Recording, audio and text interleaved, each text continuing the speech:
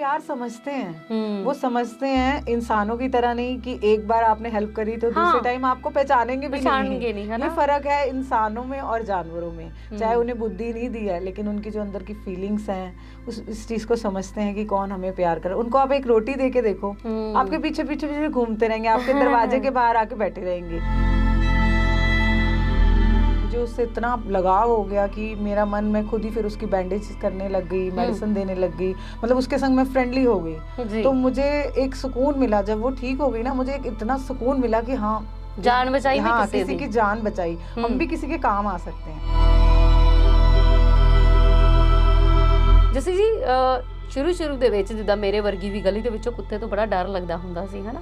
ਤੁਹਾਨੂੰ ਇਹਦਾ ਡਰ ਨਹੀਂ ਲੱਗਦਾ ਕਿ ਕਿਤੇ ਮੈਨੂੰ ਇਹਨੂੰ ਮੈਂ ਟੱਚ करूंगी तो किते मैनू हार्म ना पहुंचावे, या डर के ही सही अटैक ना करे? किसी टाइम थोड़ा डर होता है, लेकिन जब वो सामने वाले की तकलीफ होती है ना, तो फिर उसके बाद अब डर अपने आप मन में से खत्म हो जाता है कि ये नहीं, वो तकलीफ में। नाले फिर ये एनिमल्स इतने समझदार होते हैं ना, इनको भी पता होता है कि कौन हमारी हेल्प के लिए आया है। तो हमारे पास ऐसे डॉग आते हैं, इंसानों ने मारा होता है, मार के उनकी हड्डियां बाहर निकली होती हैं या सिर फटा होता है, ब्लीडिंग हो रही होती है, तो वो केसेस देख के ना बड़ी हमें इंसान पे दया आती है कि वो क्या कर रहा है, एक बेजुबान से मुकाबला कर रहा है। जो स्ट्रे डॉग्स ने या फिर जिन्ने भी एनिमल्स ने, इन्हां दी हेल्प ਲਈ ਤੁਹਾਡੀ ਸੰਸथा की कर रही है? इनकी हेल्प के लिए हम लोग, देखिए जैसे पहले तो हमारी संस्था ने ये पूरा बोला हुआ है कि कोई भी इंजर्ड एनिमल कहीं भी हो तो आप उसको हमें कॉल करें, हम पहुंच पाएंगे तो भी ठीक है, नहीं तो कोई भी इंसान उसे अगर क्लिनिक ले आएगा तो उसका फ्री ऑफ कॉस्ट ट्रीटमेंट होगा, उनसे कोई पैसा नहीं लिया जाएगा। रेडियो स्पाइस ਦੇ स्पाइसी पॉडकास्ट ਵਿੱਚ ਇੱਕ ਵਾਰੀ ਫਿਰ ਤੋਂ ਤੁਹਾਡਾ ਸਾਰਿਆਂ ਦਾ ਨਿੱਘਾ ਸਵਾਗਤ। ਮੈਂ ਹਾਂ ਰੀਮਾ। ਆਮ ਤੌਰ ਤੇ ਅਸੀਂ ਇਨਸਾਨ ਆਪਣੀ ਦੁੱਖ ਤਕਲੀਫ ਦੱਸ ਕੇ ਆਪਣਾ ਦੁੱਖ ਦਰਦ ਜਿਹੜਾ ਹੈ ਕਿਸੇ ਨਾਲ ਵੰਡ ਲੈਂਦੇ ਆ, ਜਾਂ ਫਿਰ ਜਦੋਂ ਅਸੀਂ ਜ਼ਾਹਰ ਕਰਦੇ ਆ ਤਾਂ ਸਾਹਮਣੇ ਵਾਲਾ ਸਾਡੇ ਦੁੱਖ ਨੂੰ ਸਮਝ ਕੇ ਸਾਡੀ ਮਦਦ ਵੀ ਕਰਦਾ ਹੈ, ਸੇਵਾ ਵੀ ਹੋ ਜਾਂਦੀ ਹੈ। ਪਰ ਉਹਨਾਂ ਬੇਜ਼ੁਬਾਨਾਂ ਦਾ ਕੀ ਜੋ ਆਮ ਤੌਰ ਤੇ ਤੁਹਾਨੂੰ ਸੜਕ ਦੇ ਉੱਪਰ ਮਿਲਦੇ ਨੇ? ਕੁਝ ਇੱਕ ਇਹੋ ਜਿਹੇ ਵੀ ਹੁੰਦੇ ਨੇ ਜਿਨ੍ਹਾਂ ਨੂੰ ਗੱਡੀਆਂ ਦੇ ਵਿੱਚ ਵੀ ਸੈਰ ਕਰਨ ਦਾ ਮੌਕਾ ਮਿਲਦਾ ਹੈ, ਸ਼ਾਹੀ ਟ੍ਰੀਟਮੈਂਟ ਮਿਲਦਾ ਹੈ। ਉਹ ਟ੍ਰੀਟਮੈਂਟ ਤਾਂ ਇਨਸਾਨਾਂ ਨੂੰ ਵੀ ਨਹੀਂ ਮਿਲਦਾ। ਪਰ ਕੁਝ ਅਜਿਹੇ ਨੇ ਲਾਵਾਰਿਸ ਜਾਨਵਰ ਜਿਨ੍ਹਾਂ ਦੀ ਪੁੱਛਗਿੱਛ ਕਰਨ ਵਾਲਾ ਕੋਈ ਨਹੀਂ, ਜਿਨ੍ਹਾਂ ਦੀ ਸੇਵਾ ਲਈ ਕੋਈ ਅੱਗੇ ਨਹੀਂ ਆਉਂਦਾ, ਜੋ ਇਸੇ ਤਰ੍ਹਾਂ ਹੀ ਸੜਕ ਦੇ ਉੱਪਰ ਹੀ ਜ਼ਖਮੀ ਹਾਲਤ ਵਿੱਚ ਜਾਂ ਬਿਮਾਰ ਅਵਸਥਾ ਦੇ ਵਿੱਚ ਦਮ ਤੋੜ ਜਾਂਦੇ ਨੇ। ਪਰ ਨਹੀਂ, ਕਹਿੰਦੇ ਨੇ ਕਿ ਕੁਦਰਤ ਕਿਸੇ ਨਾ ਕਿਸੇ ਨੂੰ ਜ਼ਰੂਰ ਭੇਜਦੀ ਹੈ ਤੁਹਾਡੀ ਮਦਦ ਦੇ ਲਈ। ਅਜਿਹੇ ਹੀ ਇਨਸਾਨ ਰੂਪੀ ਫਰਿਸ਼ਤੇ ਸਾਡੇ ਆਲੇ ਦੁਆਲੇ ਘੁੰਮਦੇ ਨੇ। ਅਜਿਹੀ ਇੱਕ ਫਰਿਸ਼ਤਾ ਔਰਤ ਜਿਹਨੂੰ ਮੈਂ ਕਹਾਂਗੀ, ਜੋ ਨਾ ਸਿਰਫ ਆਪਣਾ ਘਰ ਪਰਿਵਾਰ ਸੰਭਾਲਦੇ ਨੇ ਬਲਕਿ ਇਹਨਾਂ ਬੇਜ਼ੁਬਾਨਾਂ ਦੀ ਜਿੰਨੀ ਹੋ ਸਕੇ ਉਸ ਤੋਂ ਵੀ ਵੱਧ ਕੇ ਉਹ ਸੇਵਾ ਕਰਦੇ ਨੇ। ਮੇਰੀ ਮੁਰਾਦ ਐਨੀਮਲ ਪ੍ਰੋਟੈਕਸ਼ਨ ਫਾਊਂਡੇਸ਼ਨ ਦੇ CEO, ਉਹਦੇ ਫਾਊਂਡਰ ਜੱਸੀ ਸਿਆਲ ਜੀ। ਜੀ ਜੱਸੀ ਜੀ, ਬਹੁਤ ਬਹੁਤ ਸਵਾਗਤ। ਸਤਿ ਸ਼੍ਰੀ ਅਕਾਲ ਜੀ ਸਾਰਿਆਂ ਨੂੰ। ਪਹਿਲੇ ਤਾਂ ਮੈਂ ਆਪਕੋ ਬਹੁਤ-ਬਹੁਤ ਥੈਂਕਸ ਕਰਨਾ ਚਾਹਾਂਗੀ ਕਿ ਤੁਸੀਂ ਮੈਨੂੰ ਇਸ ਪਲੇਟਫਾਰਮ ਤੇ ਬੁਲਾਇਆ ਤੇ ਮੈਨੂੰ ਆਪਣੀ ਗੱਲ ਕਹਿਣ ਦਾ ਮੌਕਾ ਦਿੱਤਾ, ਤੇ ਤੁਹਾਡਾ ਬਹੁਤ-ਬਹੁਤ ਧੰਨਵਾਦ। ਜੀ ਜੱਸੀ ਜੀ, ਜੇ ਮੈਂ ਜਿੰਨਾ ਕੁ ਮੈਂ ਤੁਹਾਨੂੰ ਜਾਣਦੀ ਹਾਂ, ਹਾਲੇ ਮੈਨੂੰ ਤੁਹਾਡਾ ਪੂਰਾ ਨਾਮ ਨਹੀਂ ਪਤਾ। ਮੇਰਾ ਪੂਰਾ ਨਾਮ ਜਸਪ੍ਰੀਤ ਕੌਰ ਸਿਆਲ। ਜਸਪ੍ਰੀਤ ਕੌਰ ਸਿਆਲ, ਅਸੀਂ ਪਿਆਰ ਨਾਲ ਤੁਹਾਨੂੰ ਜੱਸੀ ਕਹਿੰਦੇ ਹਾਂ, ਹੈ ਨਾ? ਜੱਸੀ ਜੀ, ਜਦੋਂ ਤੁਸੀਂ ਜੱਸੀ ਜੈਸਾ ਕੋਈ ਨਹੀਂ, ਮੈਂ ਸ਼ਾਇਦ ਇਹ ਟਾਈਟਲ ਤੁਹਾਨੂੰ ਸਹੀ ਦੇ ਰਹੀ ਹਾਂ, ਤੁਸੀਂ ਫੈਮਿਲੀ ਵੀ ਚਲਾਉਂਦੇ ਹੋ, ਹੈ ਨਾ? ਤੁਹਾਡੀ ਇੱਕ ਬੇਟੀ ਹੈ, ਹਸਬੈਂਡ ਹੈ, ਇਨ-ਲॉज ਨੇ, ਹੈ ਨਾ? ਤੇ ਇਹਨਾਂ ਸਾਰਿਆਂ ਦੇ ਵਿਚਕਾਰ ਇਹ ਜਿਹੜਾ ਤੁਹਾਨੂੰ ਫੁਰਨਾ ਕਦੋਂ ਫੁਰਿਆ, ਕਦੋਂ ਤੁਹਾਨੂੰ ਲੱਗਾ ਕਿ ਮੈਂ ਸੇਵਾ करनी है ਇਹਨਾਂ ਬੇਜ਼ੁਬਾਨਾਂ ਦੀ? एक्चुअली आज से 5 साल पहले मैं रोड पे कहीं जा रही थी, तो मैंने एक इंजर्ड ना डॉग देखा। वो डॉग देखा, उसको काफ़ी ब्लीडिंग हो रही थी, इतनी ब्लीडिंग हो रही थी कि मेरे को देख के घबराहट हो रही थी कि ये तो अगर इसकी हेल्प ना की गई तो इसकी लाइफ बिल्कुल ख़त्म हो जाएगी, मर जाएगा। फिर मेरे को बहुत ज़्यादा मैं सोचती रही। फिर मैंने अपनी बेटी से बात की, फिर उसने मुझे एक ना गूगल से नंबर सर्च करके दिया, वहाँ पर मैंने कॉल किया तो वो पटियाला का नंबर मिल गया। अच्छा। तो फिर मुझे था कि हाय अब मैं जलंधर में इसकी हेल्प कैसे करूँ। उन्होंने फिर मुझे जलंधर में नंबर दिया, तो मैंने उस नंबर पे कॉल किया और वो विद इन 20 मिनट्स वहां पहुंच गए क्या मेरे बात। घर। मैं उस डॉग को अपने घर ले आई किसी बहाने, खाने के बहाने। तो वो वहाँ ब्लीडिंग उसकी बहुत हो रही थी, वो ले आए, उन्होंने देखा, उन्होंने बोला इससे तो ट्रीटमेंट के लिए आपको क्लिनिक ले जाना पड़ेगा। प्रॉब्लम ये थी अब इसे ट्रीटमेंट ले जाया कैसे जाए। फिर हमने इसको किसी ना गाड़ी में बिठाया और साथ फिर मैं भी गई कि मुझे था कि मैं इसको सेवा भाव आ गया मन में कि लेके जाऊंगी। रात का 9 बजे का टाइम था। उन्होंने स्पेशल डॉक्टर बुलाए, उसका ट्रीटमेंट कराया, उसकी बोन में मतलब ऐसे थी बाहर निकल आई थी, वो कट करके सर्जरी हुई। उसके बाद प्रॉब्लम ये थी कि इसको रखा कहाँ जाए। फिर मेरे पास एक प्लॉट था खाली, तो मैंने उनको बोला मैं रख तो लूंगी लेकिन मैं इसकी सेवा नहीं कर पाऊंगी। तो फिर उन्होंने बोला कि नहीं आप बस रखने की जगह दे दीजिए, क्योंकि ठंड थी, दिसंबर का ही महीना था, तो इसकी सेवा हम आके करेंगे, इसको जो मेडिकल ट्रीटमेंट होगी वो हम देंगे। तो उसको मैंने रखा वहाँ। ये रोज आते थे इंजेक्शन लगाने। फिर इनके संग मेरे को भी खाने की जिम्मेवारी मैंने ली। धीरे धीरे इनके संग मैं जुड़ती गई और मुझे उससे इतना लगाव हो गया कि मेरा मन, मैं खुद ही फिर उसकी बैंडेज करने लग गई, मेडिसिन देने लग गई, मतलब उसके संग मैं फ्रेंडली हो गई। तो मुझे एक सुकून मिला जब वो ठीक हो गई ना, मुझे एक इतना सुकून मिला कि हाँ जान बचाई। हाँ, किसी की जान बचाई, हम भी किसी के काम आ सकते हैं। बिल्कुल। तो बड़ा अच्छी फीलिंग आई। तो तब से मेरे मन में आया कि ये जो आए थे तो ये भी तो मेरी जैसे ही थे ना, तो वो कर सकते हैं तो मैं क्यों नहीं कर सकती।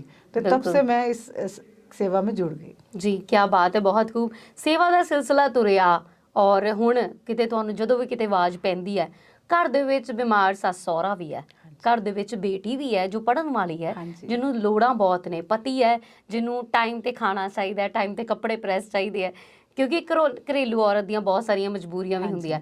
ਜੱਸੀ ਜੀ ਇਹਨਾਂ ਸਾਰੇ ਕੰਮਾਂ ਦੇ ਵਿੱਚੋਂ ਜਦੋਂ ਘਰੋਂ ਨਿਕਲਦੇ ਹੋ ਤੇ ਕਿਵੇਂ ਮੈਨੇਜ ਕਰਦੇ ਹੋ ਸਾਰਾ ਕੁਝ?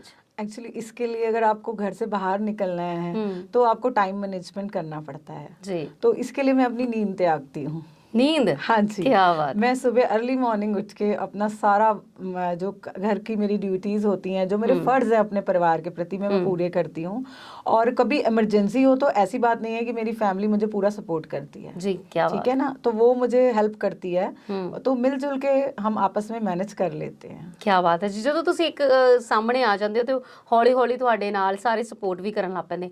ਪਰ ਸ਼ੁਰੂਆਤੀ ਉਹ ਦੌਰ ਜਦੋਂ ਕਦੇ ਇਧਰੋਂ ਉਧਰੋਂ ਆਂਢ ਗੁਆਂਢ ਜਾਂ ਫਿਰ ਕਿਸੇ ਵੇਲੇ ਸੱਸ ਨੇ ਨਿਹੋਰਾ ਮਾਰ ਦਿੱਤਾ ਹੋਵੇ कि ਉਹਨਾਂ ਦੀ सेवा दी पई है, सानू कौन पूछेगा, कभी ऐदा भी होया? नहीं, ऐसा मौका मैंने उन्हें कभी ऐसा कहने का मौका ही नहीं दिया। क्या बात। क्योंकि मुझे था कि अगर मैं बाहर जाके सेवा करती हूँ और घर में मेरा परिवार परेशान है तो उस सेवा का कोई फायदा नहीं है। बहुत सोहने विचार है तुहाडे। पर जस्सी जी ਕੋਈ ਇਦਾਂ ਦਾ ਕੇਸ ਜਿਹਦੇ ਵਿੱਚ ਤੁਸੀਂ ਅਥਾਹ ਆਪਣੀ ਲਾ ਦਿੱਤਾ ਹੋਵੇ और कोई वर्स्ट तो वर्स्ट केस आया हुए ਤੁਹਾਡੇ के? बहुत से केसेस आते हैं। एक बार एक मुझे केस आया था जिसमें एक बिच थी, वो किसी आरे में आ गई थी और इतनी हैवी थी, इतनी हेल्दी थी वो, तो उसकी बॉडी पे 80 स्टिचेस लगे थे। तो हाँ, वो मेरे पास ही थी, मेरे प्लॉट में। उसके बाद जितने ऐसे आते थे इंजर्ड, हमारे पास जगह तो थी नहीं, तो फिर हम वहाँ पे मैं रख लेती थी उन्हें कि चलो मेरे पास जगह है तो उनको सहारा मिल जाएगा।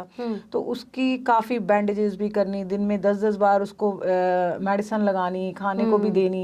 जब मैं उसके पास जाती थी ना तो मुझे ऐसी नज़रों से देखती थी, मतलब फरिश्ता आ गया। तो उससे क्या कहते हैं, उसको करते करते करते, लेकिन प्रॉब्लम ये थी कि उसकी दिमाग की हड्डियां तक दिखने लग गई थी, क्योंकि उसको इन्फेक्शन इतनी ज़्यादा हो गई थी, पस होने लग गई थी। तो वो मैंने अपनी लाइफ में अभी तक ऐसा केस नहीं देखा।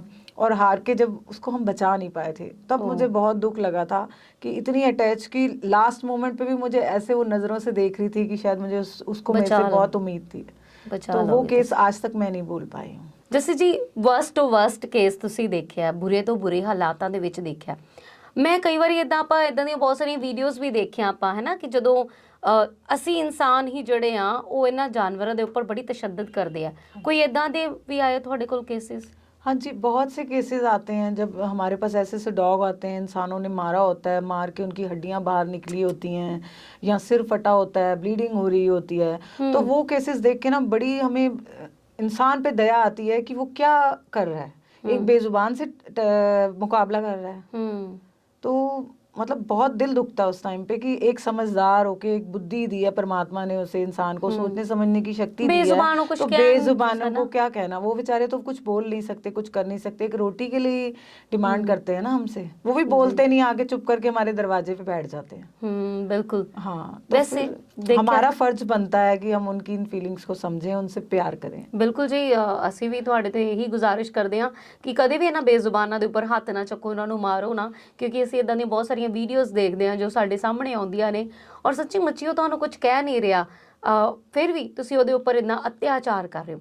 ਜਸੀ ਜੀ, ਸ਼ੁਰੂ ਦੇ ਵਿੱਚ ਜਿੱਦਾਂ ਮੇਰੇ ਵਰਗੀ ਵੀ ਗਲੀ ਦੇ ਵਿੱਚੋਂ ਕੁੱਤੇ ਤੋਂ ਬੜਾ ਡਰ ਲੱਗਦਾ ਹੁੰਦਾ ਸੀ, ਹਨਾ, ਤੁਹਾਨੂੰ ਇਹਦਾ ਡਰ ਨਹੀਂ ਲੱਗਦਾ ਕਿ ਕਿਤੇ ਮੈਨੂੰ ਇਹਨੂੰ ਮੈਂ ਟੱਚ ਕਰੂੰਗੀ ਤੇ ਕਿਤੇ ਮੈਨੂੰ ਹਾਰਮ ਨਾ पहुंचावे, या डर के ही सही अटैक ना करे? किसी टाइम थोड़ा डर होता है, लेकिन जब वो सामने वाले की तकलीफ होती है ना, तो फिर उसके बाद अब डर अपने आप मन में से खत्म हो जाता है कि ये नहीं, वो तकलीफ में नाले। फिर ये एनिमल्स इतने समझदार होते हैं ना, इनको भी पता होता है कि कौन हमारी हेल्प के लिए आया है, कौन अब अटैक जैसे कर हम रहा है, इनका ट्रीटमेंट करने जाते हैं, कहीं इंजेक्शन देना होता है, कहीं बैंडेज करनी होती है, तो कहीं तो इतने समझदार होते हैं, चुप करके बैठते हैं, उन्हें पता होता है कि ये हमारे को रिलीफ देने आए हैं। क्या बात है। तो ਸੋ ਇਹ ਇਨਸਾਨ ਕਹਿੰਦੇ ਆ ਇਨਸਾਨ ਦੀ ਭਾਸ਼ਾ ਵੀ ਨਹੀਂ ਸਮਝ ਪਾਉਂਦਾ, ਤੇ ਇਹਨਾਂ ਬੇਜ਼ੁਬਾਨਾਂ ਦੇ ਕੋਲ ਤਾਂ ਕੋਈ ਬੋਲੀ ਨਹੀਂ, ਕੋਈ ਜ਼ਰੀਆ ਨਹੀਂ ਜਿਹਦੇ ਨਾਲ ਤੁਹਾਨੂੰ ਆਪਣੇ ਮਨ ਦੀ ਫੀਲਿੰਗ ਸਮਝਾ ਸਕਣ, ਉਹਦੇ ਬਾਵਜੂਦ ਇਹਨਾਂ ਨਾਲ ਕਿਵੇਂ ਰਾਬਤਾ ਕਾਇਮ ਕਰਦੇ ਹੋ, ਕਿਵੇਂ ਕੰਟੈਕਟ ਹੋ ਜਾਂਦਾ ਹੈ, ਜਾਂ ਕਿਵੇਂ ਉਹਨਾਂ ਦੇ ਮਨ ਦੀ ਗੱਲ ਤੁਸੀਂ ਸਮਝ ਲੈਂਦੇ ਹੋ? अब इतना टाइम हो गया, 5 साल हो गए इनके संग रहते रहते, तो इनकी मतलब जुबान हमें समझ आ जाती है बिना बोले, जो ये बोल के नहीं समझा सकते,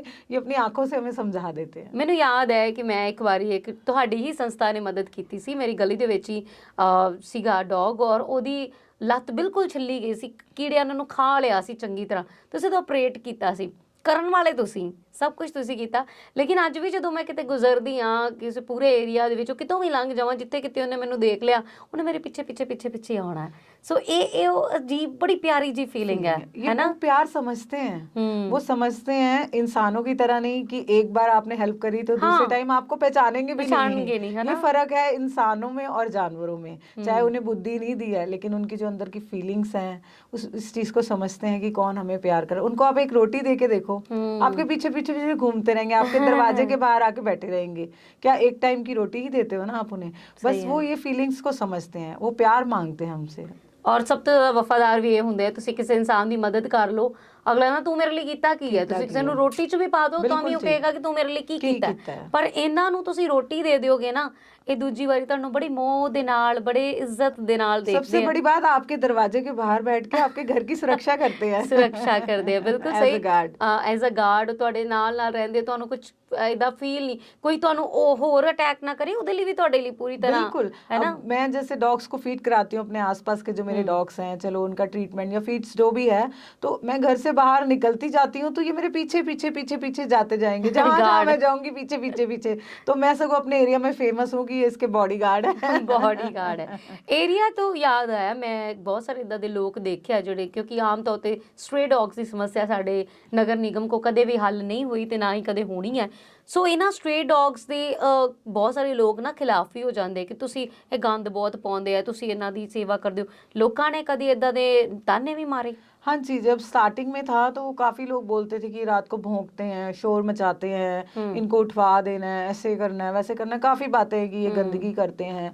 तो एक बार तो ऐसा इंसिडेंट आया था कि बुजुर्ग थे वो, अब बुजुर्गों को आपको पता है बुजुर्ग और टाइप के होते हैं, तो पॉटी कर गए तो शोर इतना मचाया सारा, जैसे गली में ऊंची ऊंची बोलना करना, तो ऐसे लोगों के संग जो जैसा करे उसके संग वैसा नहीं करना चाहिए। कहते हैं ना प्यार की लैंग्वेज, किसी को अगर समझाना है तो आप प्यार से, उन्हें प्यार से समझाया, यहाँ तक कि उनकी जो जहाँ पॉटी करी थी, मैं और मेरी फ्रेंड ने, हमने सफाई कर दी सारी, उसके बाद उनको अपने आप ही शर्म आ गई, और उसके बाद आज तक हमारे यहाँ कभी कोई ऐसी प्रॉब्लम नहीं हुई है। क्या बात है जी, सच्ची मुच्ची ਇਹ ਸਿਰਫ ਪਿਆਰ ਹੀ ਪਾਲਦੇ ਆ। ਇਸ ਜੋ ਸਟ੍ਰੇ ਡੌਗਸ ਨੇ ਜਾਂ ਫਿਰ ਜਿੰਨੇ ਵੀ ਐਨੀਮल्स ਨੇ, ਇਹਨਾਂ ਦੀ ਹੈਲਪ ਲਈ ਤੁਹਾਡੀ ਸੰਸਥਾ ਕੀ ਕਰ ਰਹੀ है? इनकी हेल्प के लिए हम लोग, देखिए जैसे पहले तो हमारी संस्था ने ये पूरा बोला हुआ है कि कोई भी इंजर्ड एनिमल कहीं भी हो तो आप उसको हमें कॉल करें, हम पहुंच पाएंगे तो भी ठीक है, नहीं तो कोई भी इंसान उसे अगर क्लिनिक ले आएगा तो उसका फ्री ऑफ कॉस्ट ट्रीटमेंट होगा, उनसे कोई पैसा नहीं लिया जाएगा, ठीक है। उसके लिए इसके बाद इनके ब्लड टेस्ट, एक्सरे, इनकी सर्जरीज, स्टेरिलाइजेशन भी अगर हमें कोई हो जाए, प्रॉब्लम ये आ जाती है कि हमारे पास शेल्टर नहीं है, शेल्टर के बिना थोड़ी हमें आफ्टर सर्जरी पेशेंट रखने की दिक्कत होती है, अगर इसकी कोई जिम्मेवारी लेता है तो हम उसकी स्टेरिलाइजेशन भी करा के देते हैं। उसके साथ साथ टाइम टाइम पे गर्मियों में इनके लिए बॉल, सर्दियों में रेडियम बेल्ट्स। अब आजकल हमारी जो संस्था है उसने एक मुहिम चलाई है कि इतनी ठंड पड़ रही है, इंसान अंदर घरों में हीटरों में भी कांप रहा है, तो ये बेचारे बेजुबान सड़कों पे, मेन प्रॉब्लम आती है इनके छोटे जो पपीज होते हैं ना वो सर्वाइव नहीं कर पाते, तो उनके लिए हमने डॉग हाउसेज बनाए हैं जो इस विंटर, पिछली बार भी हमने बांटे थे, इस विंटर तो पूरा स्टार्टिंग से ही हमने स्टार्ट किया हुआ है और वो मुहिम हमारी अभी तक चल रही है कि जिससे इनको हम बचा सकें। ਫਿਰ ਇਹਦੇ ਲਈ ਇੰਨਾ ਖਰਚਾ ਹੈ, ਤੁਸੀਂ ਆਪਣੇ ਪੱਲਿਓਂ ਕਰਦੇ ਹੋ कोई फंड्स वगैरह? नहीं, पल्लियों नहीं मैं करती, हमारा एक व्हाट्सएप ग्रुप बना हुआ है जिसमें हम अपना सारा कुछ डालते हैं, हमारे मेंबर्स हैं, सारे केसेस डलते हैं, हमारे प्लान होते हैं, मीटिंग्स होती हैं, उसके बाद हम पास करते हैं और सारे हम मिलजुल के इसको चलाते हैं। मिलजुल के हाँ जी, चलाते हैं। मिलजुल के सब सरकार वालों की